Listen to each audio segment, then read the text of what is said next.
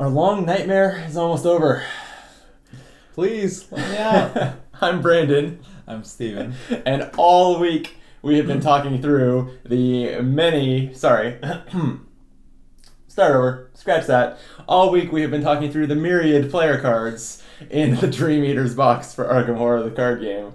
We've been through every class, and now we're just down to neutral player cards and basic weaknesses. Ooh, I'm excited for these cards that all investigators can take. Yes! Neutral cards are nice because, like you said, everyone gets access, and so there's just a lot to talk about. A lot of options opened up. So, with that, Steven, would you give us the first neutral card?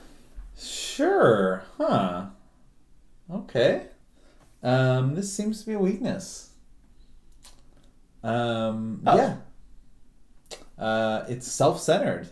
Basic weakness, flaw, multiplayer only. I think is that the first multiplayer only? I think so. Yeah. Yes, yeah. Revelation, put self-centered into play in your threat area. You cannot commit cards to other investigators' skill tests or affect other investigators with player card effects, except aspects that cause damage or harm. And then for 2 clicks, you can discard self-centered. So no neutral cards, you're sure? Because this just looks bad. Yeah. All right. Well, I mean, unless you really just want to keep all your cards for yourself, then maybe it's good. I don't know. This art is awesome. I'm not sure why it's printed sideways. Wait. Right? See why? It's not sideways. It's going up. What? Yeah, she's just going up. It's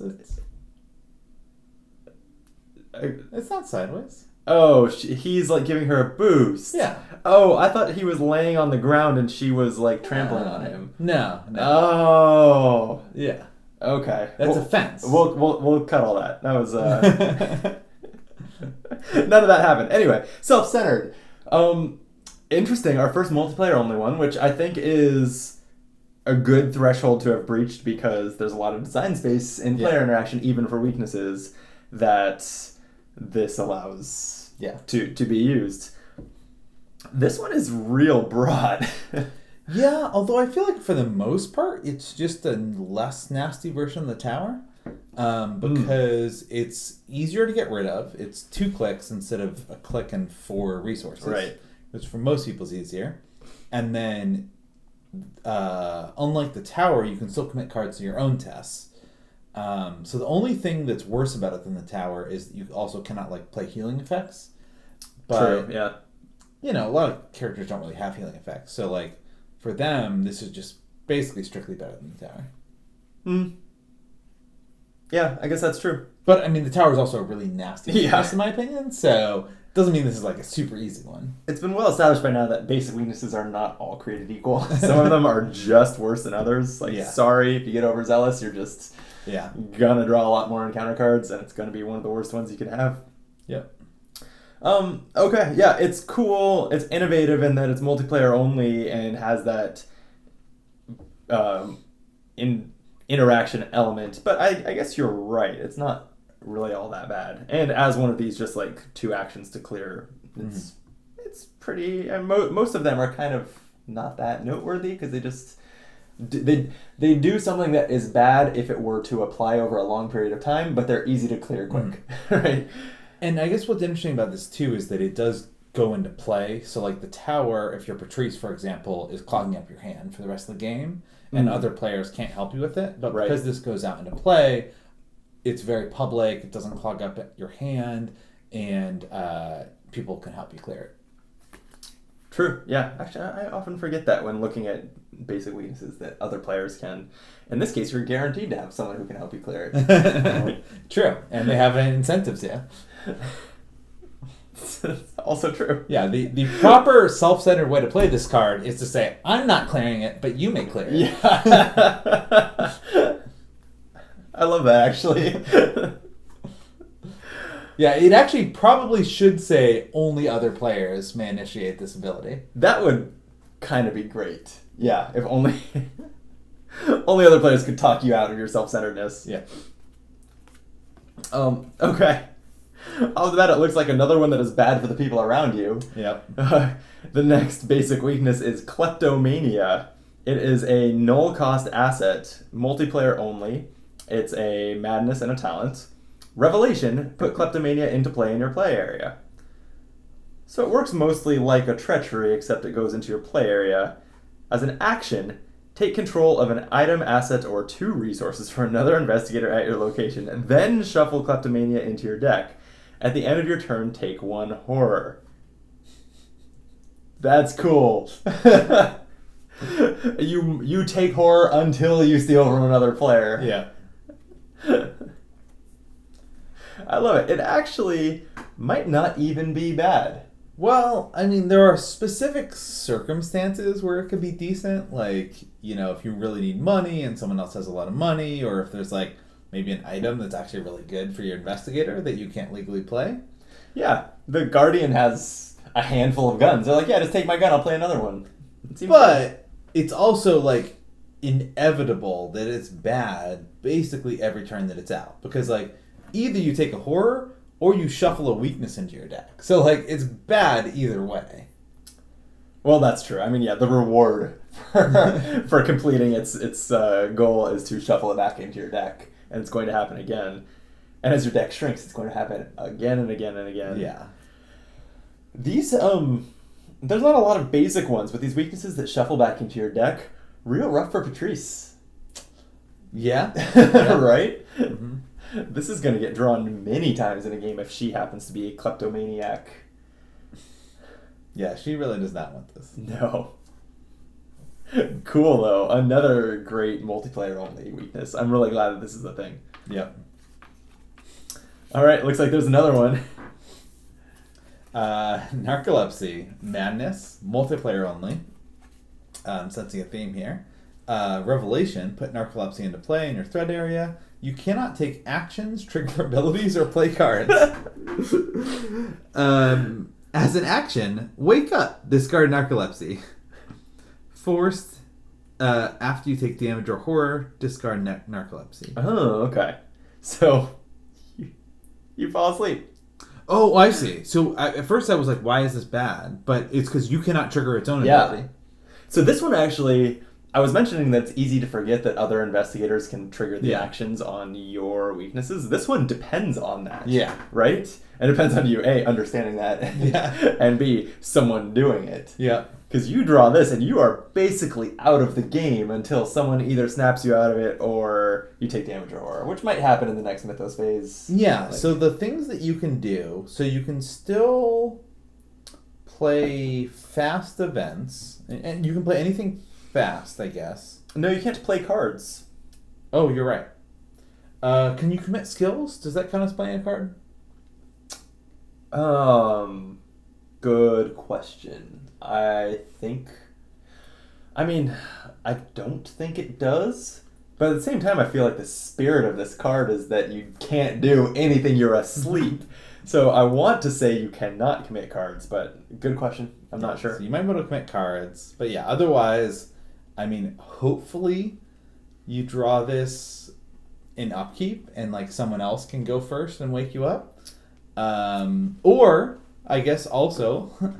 It's not bad if you take a little bit of damage or horror after you get it, you know? Like, a perfect one would be you draw this in upkeep, and then you get a Rotten Remains, and you take 1 horror, you know? Like... Right. Yeah. But, yeah, this could be real bad. Like, let's say that you draw, you play Cryptic Research before your first click, and it's like, all right, my turn's over. Right, yeah, it has the effect of basically ending your turn. Yeah. If you draw it. Also, like, I mean, it's if you have this, you definitely don't want to split up with your party too much. That's true. Yeah. At least this one doesn't shuffle into your deck like Kleptomania. Yeah. So once it's been cleared and it's discarded, you know that you can. Yeah. Which actually, so I was just going to compliment the flavor of this card. Like I like to call out when something's a huge flavor victory, and I think this mostly is. But the one thing is, if you're narcoleptic, you keep falling asleep, right? And this is like, well, once per scenario you fall asleep. Well, yeah. I mean, narcoleptics don't necessarily fall asleep at like 2 in the afternoon. It's often more evening and stuff. So that's true. I guess I am commenting on a disorder that I don't actually know that much about. I am probably basing my assumptions here on movies. But... Yeah, no, I have friends with narcolepsy. Like, it's not like, every second of the day. So I think the fact that one per scenario, probably fair. All right. Fair enough. I'm sold. Okay. I kind of think that, at least flavor-wise, like 3 for 3. Yeah. These are awesome. Yep. And... Okay, I think I'm going to love the 4th. Because the title of it is Your Worst Nightmare. It's a basic weakness that is a monster, an enemy, that is 2/3/2 stat line. Multiplayer only. Oh, that is everything is multiplayer only in this box. All the weaknesses are. Yeah. It has Hunter. Its prey is the bearer only, as most weakness enemies are. The bearer of your worst nightmare cannot attack, damage, or defeat it. So it hunts the bearer, but it requires help from someone else to actually defeat. Yep. You can evade it. Yeah, I kind of wish that the evade was even a little higher. Like, it seems like if you're halfway decent at evading, this maybe isn't that bad. But yeah, but unless you're Finn, having to evade it over and over is a pretty big tax. That's true. Yep. And it's 2 horror. I don't know if I read this. If it attacks you, it does 2 horror. Yep. Which is significant. Mm-hmm. Right? This is cool too. It's like it's your literal nightmares. The art as great as just the darkness itself has something resembling eyes, maybe, and some teeth, and is just like surrounding you as you sleep. Yeah. Huh. Another really solid use of the multiplayer. Or the multiplayer only aspect. I think that kind of similar to narcolepsy, it requires a little bit of a knowledge of like the minutiae of how things like bearer only work. That is going to cause a lot of people to like pull out their rule books the first time this card comes up. But no, I think it's cool. Yeah. Yeah, I mean, hopefully solo players aren't like too disappointed that all of the weaknesses are multiplayer only. Like, it might have been a little safer for them to do like half and half.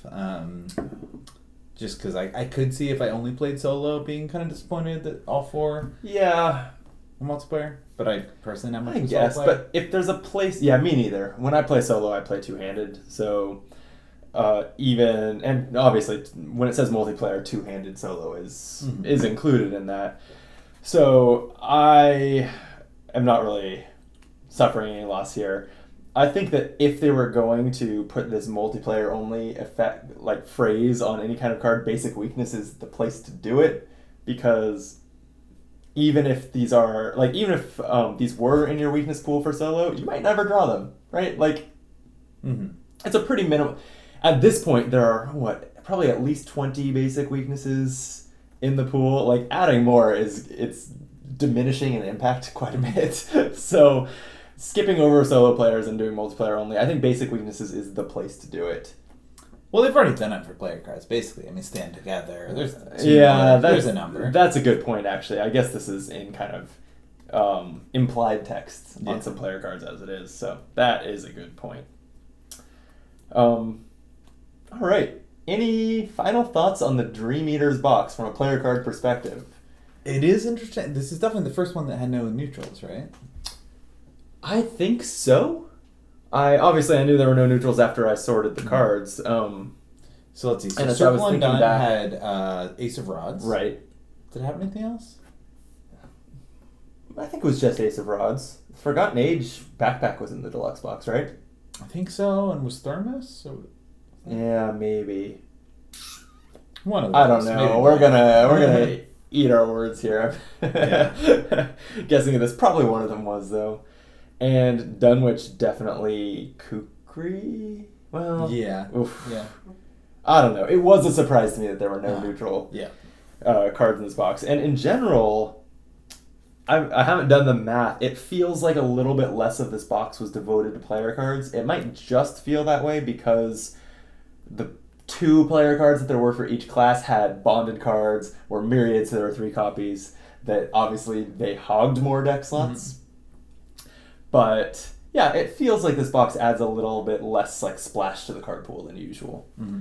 That said, it also has more just new innovative mechanics than ever. And so I think I like that trade-off. Yeah, no, definitely I'm excited for a lot of these cards. Assembling super combos like the Pendant of the Queen. Trying to get Open Gate to help my teammates, move around really well. Definitely a lot of really cool themes. Yeah, Bonded, I think, has just such a... I know when it came up in Before the Black Throne, I talked about how it feels like something out of Hearthstone or a digital card game. Like the idea that you have these cards that are not part of your deck, but that come in to get brought into play by another card, feels like something that tabletop card games can't do. And this has proved, like, yeah, they can. They just got to put a little effort into it. Yeah. Right? They got to devote a little ink and cardboard to it. But it works, and I'm loving it. I think it's super cool. And then the twists that we've seen on it here after Before the Black Throne kind of did the base level, like just shuffle 3 copies of this thing into your deck. We've seen some really cool twists on it here that I think is probably, if I had to choose now, at least from a player card perspective, the most like exciting, interesting innovation that this game has done. I think it's Bonded. Yeah, I mean, Seal to me is also up there. Like the idea of manipulating the Chaos Bag, like, is still really exciting to me. It was because there was like 16 cards in the Chaos Bag. It was sometimes a little bit harder to find, to define the impact of it. But I think, seeing like, I can seal the auto fail, or I can seal the next token I draw to know what it is. I still think that's also a pretty cool one. I agree that that's awesome. I was talking more from like a greater card games perspective. Like, I've never seen a game do this. True. I mean, part of that is other games don't have a Chaos Bag, so they wouldn't have a seal. Yeah, so that's what I like. Seal is more compartmentalized into like, obviously Magic the Gathering can't do seal because what would it be sealing? Yeah. But it also would struggle to do something like Bonded because you'd have to obtain those cards randomly in booster packs. Yeah. Where this is a really cool use of the LCG format where it's guaranteed that when you get the segments of the Onyx cards. If you get the parts of the Pendant of the Queen, it's guaranteed that you also physically own the Pendant of the Queen, which is something that CCGs actually can't do. And I think that's awesome. Like, I'm so excited for this. Myriad, we've seen a couple decent use cases for it, but I don't think it's nearly as exciting. Yeah, I mean, I'm a little surprised that they made it so it's always 3. Like, I feel like if you're going to make the keyword, have it be Myriad 3, Myriad 4, Myriad 6, That's a great point. Yeah. Why limit yourself to just 50% more than normal? But, I mean, a lot of the Myriad cards do seem interesting. I'm not, like, against them. It's a bit strange to limit yourself to just only a little bit more than normal. Yeah, I think that was the main reason that I was, like, unpleasantly surprised when I finally read the rules to Myriad was that getting to put 3 in your deck when the normal number is 2 is just like not that exciting. Yeah. If normally you could only have 1 of each card in your deck or something, it would feel like a bigger difference. And instead it doesn't. Like, in your average game, obviously in Arkham you're putting player cards in your deck with intent and you're building a deck around them, but in an average game of Arkham, you probably would not notice whether there's 2 or 3 copies of a given card in your deck. Like, you might draw all 3, but for the most part, it's not going to dramatically change your game. And I think for some cards like Solemn Vow, it's just not going to. For others, like the parts of the Pendant, we saw a very deliberate reason why. Yeah. But still, that card could just have set a limit 3 per limit 3 per deck, and it could have been a level 0 card. Yeah. Right? There's no keyword for limit 1 per deck. Like, you know. The buy 1 get 3 or get 2 free thing, for now it feels underwhelming to me because they've all been level 1, right? Like, they could have just been like, what's the difference between making it 1 XP for all 3 copies and just being a level 0 card? It's Akachi could play it. Akachi could play it, right? That is a difference, I guess, is investigators that can play level 0 cards cannot play it. But I think for the most part, that's kind of disappointing. Maybe as the cycle progresses, we'll see some myriad cards that are level 4 or whatever, and all of a sudden that gets interesting that, okay, for 4 experience, you get these 3 copies, and it does something really exciting. Yeah. So, we'll see. All in all, though, I think I love most of these investigators. The way they are really changing the way you approach the game without being ridiculously complicated and without having big, like bookkeeping, like every turn. I like Joe, but maintaining his insight deck is kind of a chore, and none of these feel like they have that. You just hate shuffling your insight deck when you don't play it, and I have to remind you every time. I remembered most of the time when I was not playing with you. Maybe you just caused me to forget. Anyway. Alright, all in all, I think a really exciting set of cards. And I'm really eager to play the campaigns. Two in this box, sort of. Yeah. Ish. Should be great. Annoyingly, we can only get through the first scenario each at this point until FFG sees fit to release more packs. Please, ASAP. Yeah. And if you stuck with us through, if you include the taboo list that was at the start of this week, 7 videos in 7 days. Thank you so much for watching. We should have put like one word in each one, and then like ask for a password at the end, and then like send someone a prize if they actually respond with the word from each one. We should have. That would have been a good thing for you to suggest 4 hours ago. But anyway, we have a good time doing these, and we really appreciate that you all seem to enjoy them too. We love your comments, your likes. Hit us up on Discord. Anything that you do to tell us why you do or don't agree with our thoughts, we really appreciate the discussion. And yeah, thank you for watching. Thank you, Steven, for sticking with it. Not that you had any choice, but appreciate you being here nonetheless. Our Dunwich campaign should be up very shortly after this video, so we'll see you then. And until next time, be optimal. All right. That was a marathon. Yep. We did it.